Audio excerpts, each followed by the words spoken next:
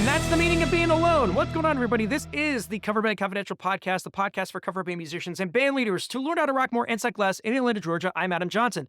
Dan's on the road this week, so I am flying solo once again, but it's all good. We got a couple of really interesting things to get into and just want to go ahead and jump right into it. So, gig recap, here we go. This past Saturday, we did a private event at this really cool venue I'd never been to before, and it was a lot of fun. This was a 90s gig, which we have done 2 weekends in a row, don't have any more on the books, but we did get a fair amount of promo from these shows so that hopefully it'll be easier to book when those opportunities come together. So the biggest issue from this past week was load in. This was a private event space on top of a bar/restaurant, and the only way to get to it was from the back alley up a flight of external stairs. It wasn't super shady like some of the other venues in the Atlanta area, but it still sucked pretty hard. One of our guys did a walkthrough and it had a small stage and their own PA, but I wasn't going to risk it. We were going to bring our own stuff either way.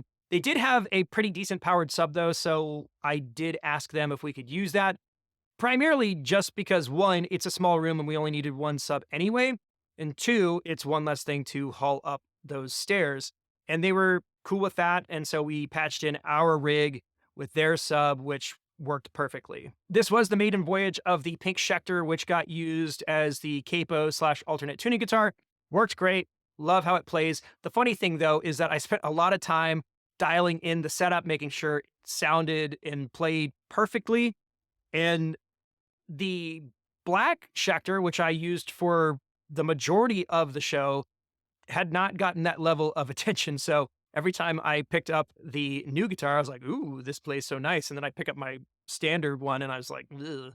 So as soon as I got home this weekend, I started doing all of the setup stuff and adjustments that I had done on the pink one on my main black one so that now they play pretty similarly. I do need to put another set of strings on it though, because the outdoor gigs have really done a number on that poor guitar. So it'll get all cleaned up, set up. It'll be ready to go for this coming Saturday, which is another private event that we've got coming up.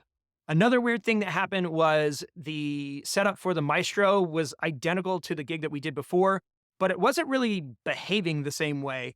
And I think something may have happened with the auxiliary output from the X32 that we need to mess with, but that should be pretty easy.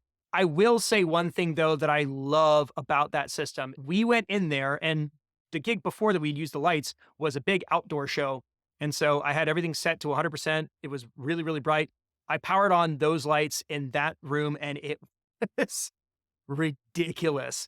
And it became abundantly clear that, hey, this is way too bright. But the cool thing about the Maestro interface is that there's literally a master slider and you just take it from, wherever it was. In this case, it was at 100 down to about 15, 16%. That was the brightness that worked in that room because, again, otherwise we were just blinding people anytime we did anything. So that was a really cool feature that I didn't even realize I needed and used, and it was fantastic. As far as song selection goes, we had a song that we did for the initial 90s thing that didn't go over as well as we thought it should, and I was kind of bummed about it. It's the version of Van Morrison's Wild Nights that John Mellencamp did with Michelle Indegliocello, which I thought was like an absolute no-brainer. Everybody knew that song. The first show, it didn't really go over, and I had multiple people come up and say, like, I loved the song, but there was this one that I didn't recognize, and it was that one. And so there was some talk about maybe cutting it, but we decided we'd apply the Wang Chung rule to this one, and we played it at the gig this past weekend, and it did do a little bit better. I'm not 100% sure. We've got one more gig before it's time to kind of put the kibosh on it. And let's see, other projects that are going on. I am in the middle of taking an old stage monitor and putting a computer monitor in it so that we can use it for lyrics. Because I was looking at some of our past pictures and tablets are in a lot of them. And I know that we don't necessarily have a problem with that, but it is kind of an issue on the front line where it can block performances and, disconnect people. So looking for a solution for that. And I'm not quite ready to talk about it because I'm still sourcing some of the hardware. Once it's done, I will do a full video on it. I've been working through like the deconstruction and been shooting video the whole time.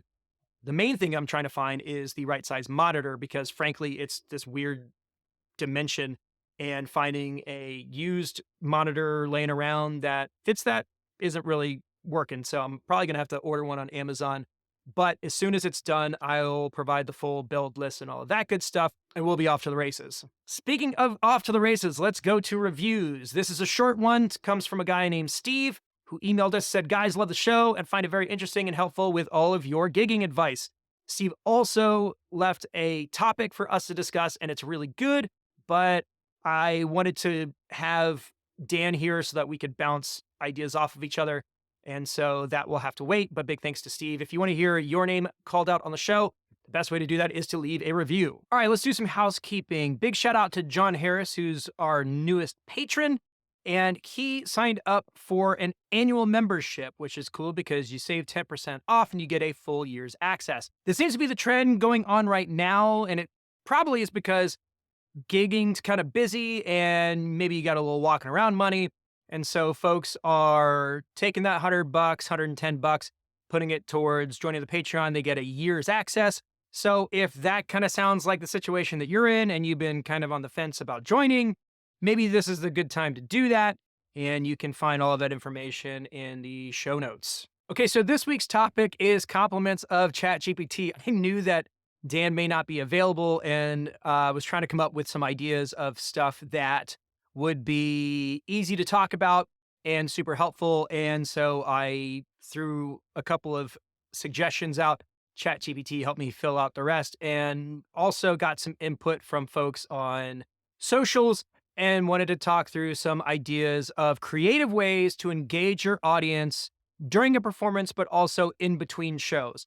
I think this is a topic that seems like it should be second nature, stuff that should be pretty obvious, but it is not always front of mind because there's typically lots of other things to worry about, frankly. And so it's always a nice reminder that ultimately the objective is to engage with an audience and keep them around so that they continue to support you. By the way, if you're digging this and you want to keep up with what we've got going on, be sure to subscribe to the channel and ring the bell so you don't miss anything. And so here are 5 ways that you can creatively engage with your audience during your show and in between. First one, interactive song requests. Now this can look a couple of different ways. It could be something as simple as allowing the audience to request their favorite song or a song they want to hear on social media. If you've got the ability to do a live poll, there are some apps and some web services that allow you to do that kind of thing. It could be a really easy way to get buy-in very quickly during, your standard tuning break or what have you, and create this kind of focal point part of your show that people will remember. And if you make it like a standing thing, it could be something that people look forward to every time you play. A similar version of this could be that you just create a wild card spot in your set list for somebody to request a particular song. There's this band they're like a comedy group called the Wolves of Glendale. And in their live shows, they have something called the Round Block. And it's literally just a time for them to make something up on the spot or do a request or a mashup or whatever. It's a cool idea. It does require you to have a pretty deep catalog of stuff so that you could pull something up at a moment's notice, but a really fun way to make your shows engaging and interesting, unique every time you perform. On that note, coming up with unique mashups. I've seen bands do mashups on the spot where it's like, you just go, hey, pick 2 songs and you're off to the races. It doesn't have to be amazing. It just is a way to make going to your shows exciting and unique so that people continue to come to your shows. Because if you use the same set and you play it over and over and over again, there's no incentive for somebody to see you more than once. Number 2 is kind of a given, but I've added some examples. We're talking about crowd participation. So things that make the audience feel like they're a part of the show and, again, makes it compelling and fun to watch. Encouraging your audience to sing along to the choruses of the songs that you do, especially ones that are particularly sing-songy. Somebody on socials was like, you got to do 500 Miles by the Proclaimers because that's a song that everybody knows. And so if you have those kinds of songs in your set list, try to make sure that you are encouraging folks to sing along during those particular parts. It could be a synchronized thing where everybody turns their mics out to the audience so that they know that it's their turn to participate. But that kind of stuff is really fun and a good way to engage with the folks that are there. Involve them in clapping rhythms, call and response sections, that kind of thing. So, like members only, we have a lot of songs with like clap breaks in them. And you always want to do them over your head because you want to make sure that people can see them, not necessarily right in front of your face because maybe it's being blocked by the person in front of them, but just an easy, low effort way to get people in the crowd moving and grooving along with what you're doing. Another good one is hold a mini contest middle of the set. This is kind of similar to a call out for a random song or mashup or whatever, but try and come up with a point during the show where you are specifically asking for audience engagement. If you're a pop group that does dance songs, do a dance off. If you're an eras group like my bands are, we do trivia. And typically, there's either going to be some sort of giveaway component. It could be promo stuff that you guys already have, like koozies, sunglasses, t-shirts, whatever. We also do the cheap DVDs. So go to the bargain bin at Walmart or Target, get a handful of those kind of era classics like The Breakfast Club or let's say Clueless if you're a 90s band or what have you, and use those as prizes, things to kind of give away. Because all you have to do is say, hey, who wants something free? And you'll get a bunch of people up front. I've talked about this before and I have never done it. And I don't know if I ever will. But the idea of getting like a money gun with like actual dollars in it and just shooting 20 bucks, 50 bucks out into the audience. That'd be a good way to get people up front and paying attention to what you're doing. Another kind of example of this would be to come up with a name that song section of your show. So maybe come up with a handful of songs that have iconic opening lines that either you're going to be playing later or could be the next song in the set, but just get like a handful of those to see if you can do like a name that tune kind of situation. Anytime that you can get an audience member on stage on your terms is good because it shows that you're up for interacting and that you are there to facilitate everybody's good time. And it also shows that if you are a person in the crowd, you're not supposed to be off stage unless the band says it's okay. Third idea, themed shows. If you are just doing the bars, it can be really easy to just show up and do the same thing, especially when you're building an audience. But once you have your name established, it is really important to make any public date that you do an event worth attending. And it's fine if you want to use a certain amount of core songs that you're going to do at every single show.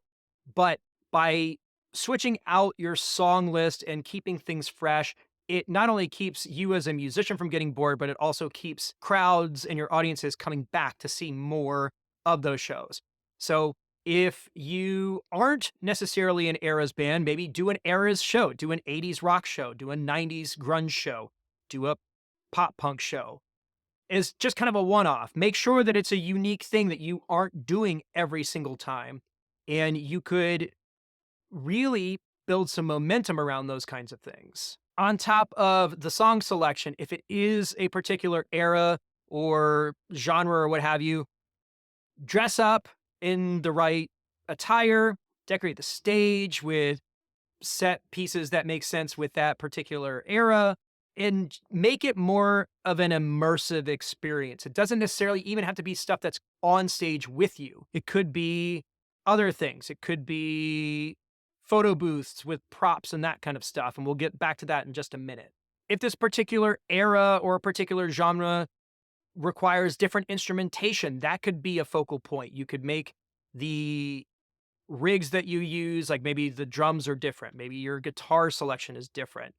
If you have the ability to use interesting backdrops or projectors, TVs, video components, those are all ways to make the show feel unique and special and immersive and more fun for people to come to. In the spirit of community, you could also rope in other bands or entertainers. It doesn't necessarily have to be music to make these unique one-offs. My 80s band once did a show where we had stand-up comedians do their sets before we closed out the night with our stuff.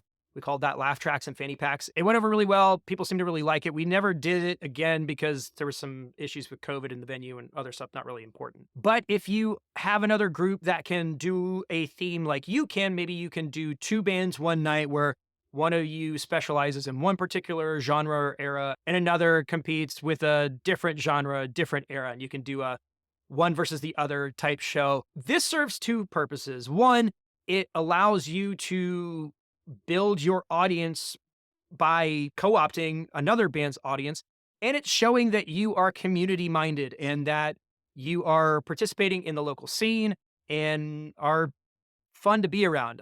I know that seems kind of like, yeah, that's obvious, but frankly, I know a lot of musicians who aren't very fun off stage, and so doing stuff with other bands and just kind of building a rapport with musicians is always going to be a karmic deposit. So you should always try and do that as much as you can. So the last two are going to be ones that are more around the show itself, not necessarily during the performance, but they could be. But number four would be social media integration. Mind you, I didn't say social media interaction because this is a part of doing it in conjunction with the performance to make it multifaceted and wider than necessarily the folks in the room. Because anybody that posts your stuff or your performance or pictures of you to their social media is advertising that you don't have to pay for. So it is really important to take this stuff seriously and not just think about it as an afterthought. It needs to be something that you can be intentional about on the front end. So first off, encourage the audience to take pictures or share those pictures on social media with a unique hashtag. So if you're doing a themed night, make that a hashtag and use it in your social post before the show, and then mention it during the show. Like, hey, I see a bunch of people taking photos and shooting videos. Tag us at the band name and use the hashtag da-da-da-da-da, and we'll post our favorites Monday or whatever. Another way of making it easy for people to do that kind of thing is to have QR codes on your signage to make finding out about you way easier. Now, the Patreon community has done a really good job of different examples. Now, my band has the pull-out kind of banners that you see at like trade shows and stuff. That one's got a big QR code that takes you to our link tree and that kind of thing. But if you are doing a show where there's seating, you could always put cards down with the QR code on it. You can make centerpieces that include the QR code. Just make sure that the ability to tag you and get in touch with you has the fewest friction points as possible. So do what you can to make that easy for folks and call attention to it in between songs. And like I mentioned earlier, if you have the means to do it, set up a photo booth or a designated photo area where your fans can take pictures with a backdrop or props that match the theme. Maybe you can set some time before the show, during the break, or after the show to go over there and take pictures with people. If you can add branding to the backdrop or branding to the props so that any picture that is taken includes some sort of logo or callback to the event, the better, because again, this is showing that you are looking at things as an experience. And frankly, it'll make it easier for you to book at other venues, because if you have all of these resources, you can then pitch it to other venues and say, hey, we do this thing. It worked at this venue. X number of people showed up. We've got themed drinks and we've got photo booths, and here's what it looks like and here's how it could be. It's way easier to pitch an event on top of what the band does versus just, hey, my band plays these songs, we want to play your place. Like, everybody can do that. Pitching an experience, though, is a totally different thing altogether. And speaking from experience, being able to come in with something like 80s Ladies Night, where it's already branded and you own the URL and all that stuff, you just be like, hey, this is the thing that we do. Here's all the resources for it. Do you want to do this at your venue? Because it could be pretty good. Last but certainly not least, fan shoutouts. Give shoutouts to fans who engage with the band on social media or attend multiple shows. So in between tunes, be like, hey, Steve, this is like the third show you've been to in the past couple of months. You're awesome. Here's a free t-shirt or whatever. Just find ways to incentivize those people. Dedicate songs to them. Celebrate special occasions, birthdays, anniversaries, promotions, whatever. Call those out on stage because, again, that makes that person in the crowd feel super special, and also shows the other people in the audience that, hey, people are here for a good time. It's a fun environment, and this band actually cares about the people that they're playing for. So try to go out of your way to highlight people's presence and make them feel special during the show, and set up opportunities to socialize with those super fans whenever you can, because it gives you an opportunity to connect with people who are then going to promote your show. Because if you do something special for somebody and they feel special, then they are going to become what we in the business world call brand evangelists. And so you'll have somebody who is out there doing promo work for you without necessarily asking them to, and can really open doors in other situations because they're going to refer you to other venues that they like. They're going to refer you to people looking for bands for parties. They're going to recommend you to their aunts and uncles and business associates and whatever. So getting a core group of those super fans is really important. And fostering that relationship either through giveaways or a special Facebook group or just other opportunities where you can really pour into this core group of people who are going to come to all of your shows is really important. And it's going to allow you to go further faster because you have a team of people who are helping you promote your stuff and not just the band trying to do it. All right, so there you go. There are my 5 categories for creative ways to engage with your audience. If there are any that I missed, let me know about it. coverbandconfidential@gmail.com. If you're watching this on YouTube, leave those in the comments. I'm really interested in what other people have to say. I think this is a topic that we could literally go into for like hours on end because there's so many unique and cool ways to engage with people. And ultimately, that's what we're here to do. And if you want to go somewhere with your project, this is the best way to go about it. All right, folks, that's going to do it for this one. Thanks again for tuning in. If you'd like to support the show, we'll let Mike take it from here. But I'll go ahead and call it. In Atlanta, Georgia, I'm Adam Johnson, and you've been listening to the Cover Band Confidential podcast for the week of August 9th, 2024.